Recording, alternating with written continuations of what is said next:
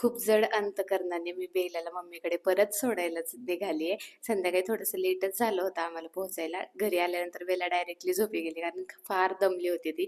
त्यानंतर सकाळी आम्हाला लगेच निघायचं होतं 11च्या दरम्यान. तर मम्मी आमच्यासाठी पोहे वगैरे बनवत होती आणि आम्ही नाश्ता करायला बसलो ना, तर तिथे बेला पण बसली होती. त्यानंतर तिला बॉक्समध्ये बसायला खूप आवडतं बरं का. त्यामुळे आम्ही तिला बॉक्सचं ना एक छान असं घर बनवलं आणि त्याला दरवाजे वगैरे बनवले आणि आम्ही एवढं कौतुकाने बघत होतो ना, मला तर ना खरंच तिला सोडायची इच्छा नव्हती.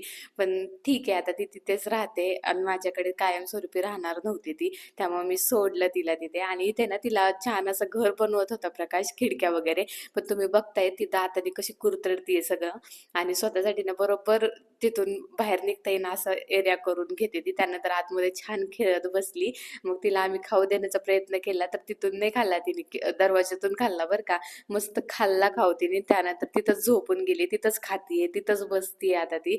बेला आता मस्त छान खेळत होती आणि बॉक्समध्येच झोपी गेली होती. त्यामुळे आम्ही पण आमचं आवरायला घेतलं. ती बॉक्समधून बाहेर आलीच नाही. त्यामुळे मम्मीला आणि भावालाच बाय केलं आणि निघालो. पुढे आलो तर मोशीमध्ये ना संभाजी महाराजांचं खूप मोठं स्मारक उभारले आणि त्याचाच आज ऐतिहासिक मानवंदनेचा कार्यक्रम होता तिथे. त्यासाठी ना 3000 ढोल, 1000 ताशा आणि 500 ध्वज असा कार्यक्रम होणार होता. पण आमच्याजवळ जास्त वेळ नव्हता, त्यामुळे आम्ही थांबलो नाही त्या कार्यक्रमासाठी. पण तुम्ही आसपास कुठे राहत असाल तर नक्की कार्यक्रमाला जा. मी ॲड्रेस कॅप्शनमध्ये मेन्शन करते. बाय.